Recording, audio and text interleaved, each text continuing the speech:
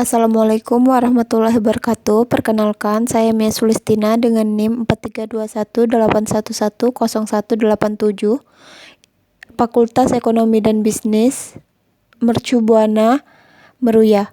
Ingin mempresentasikan mengenai uji normalitas.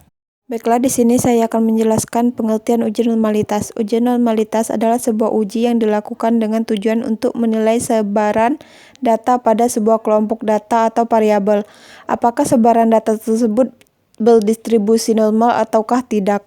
Uji normalitas berguna untuk menentukan data yang telah dikumpulkan berdistribusi normal atau diambil dari populasi normal. Metode klasik dalam pengujian normalitas suatu data tidak begitulah rumit.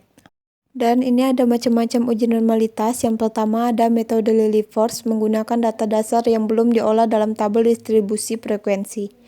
Data ditransformasikan dalam nilai Z untuk dapat dihitung luasan kurva normal sebagai probabilitas kumulatif normal. Dan persyaratannya ada 3, yaitu yang pertama, data berskala interval atau ratio kuantitatif, data tunggal atau belum dikelompokkan pada tabel distribusi frekuensi, dan yang terakhir dapat untuk nilai besar maupun nilai kecil. Dan yang kedua itu ada metode chi-square atau X2 untuk uji goodness of fit distribusi normal menggunakan pendekatan penjumlahan penyimpangan data. Observasi tiap kelas dengan nilai yang diharapkan. Persyaratannya yang pertama, data tersusun berkelompok atau dikelompokkan dalam tabel distribusi frekuensi. Dan yang kedua itu cocok untuk data dengan banyaknya angka besar, nilai lebih besar dari 30. Dan selanjutnya ada metode Kolmogorov-Smirnov, tidak jauh beda dengan metode Lilliefors. Langkah-langkahnya, penyelesaian dan penggunaan rumus sama, namun pada signifikasi yang berbeda signifikasinya. Metode Kolmogorov-Smirnov menggunakan tabel pembanding Kolmogorov-Smirnov, sedangkan metode Lilliefors menggunakan tabel pembanding metode Lilliefors. Persyaratannya juga terdapat 3, yaitu data berskala interval atau ratio kuantitatif, data tunggal atau belum dikelompokkan pada tabel distribusi frekuensi, dan yang terakhir data untuk N dan besar maupun N kecil. Untuk persyaratannya sama saja dengan metode Lilliefors. Dan yang terakhir adalah metode Shapiro-Wilk, menggunakan data dasar yang belum diolah dalam tabel distribusi frekuensi. Data diurut, kemudian dibagi dalam 2 kelompok untuk dikonversi dalam Shapiro-Wilk. Dapat juga dilanjutkan transformasi dalam nilai Z untuk dapat dihitung luasan kurva normal. Persyaratannya, data berskala interval atau ratio kuantitatif, data tunggal atau belum dikelompokkan pada tabel distribusi frekuensi, dan yang terakhir data dari sampel random. Berikut adalah contoh uji normalitas SPSS beserta grafiknya.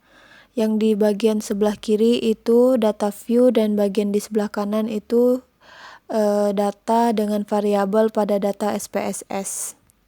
Berikut adalah langkah-langkah untuk melakukan uji normalitas pada SPSS. Yang pertama, kita harus membuka aplikasi SPSS-nya. Dan langkah selanjutnya adalah mengklik Analyze, terus Descriptive Statistic, dan Explore. Dan langkah selanjutnya adalah memasukkan variabel yang dilakukan pengujian normalitas pada jendela Explore. Caranya, masukkan variabel dilakukan pengujian ke kolom dependent list, lalu kita juga dapat memasukkan variabel ke factor list untuk melakukan pengujian berdasarkan kriteria tertentu. Misalnya, uji normalitas data yang dibedakan berdasarkan jenis kelamin seperti contoh data yang sebelum ini tadi. Setelah datanya dimasukkan, maka hasilnya akan seperti di gambar ini. Dan langkah selanjutnya yang harus dilakukan adalah ngeklik plots pada jendela Explore dan centang normality plot with test. Box plot sendiri itu untuk membuat box plot data, dan deskriptif itu untuk melakukan analisis deskriptif serta membuat grafik stem and left atau histogram. Centang jika diperlukan, dan di sini kita centang. Dan selanjutnya normality plot with text untuk melakukan pengujian normalitas. Lalu klik continue dan klik OK. Terakhir, hasil pengujian ditampilkan pada jendela output. Untuk mempermudah membaca hasil analisis, Anda dapat menggunakan panel navigasi pada jendela output seperti gambar yang di sebelah kiri. Dan di situ ada test of normality, histogram, dan normal QQ float. Dan berikutnya, ini di samping gambar di sebelah kanan itu adalah hasil pengujian normalitas atau test of normality. Dan berikut ini adalah hasil ujian normalitas pada SPSS, histogram data, dan normal QQ float. Untuk histogram data, itu terlihat bentuk histogram data hampir menyerupai lonceng. Dan untuk normal QQ float, itu baik digunakan dengan data nilai kurang lebih 20 untuk melihat keragaman sebaran data univarian atau satu variabel. Mungkin itu saja, saya rasa cukup. Terima kasih. Wassalamualaikum warahmatullahi wabarakatuh.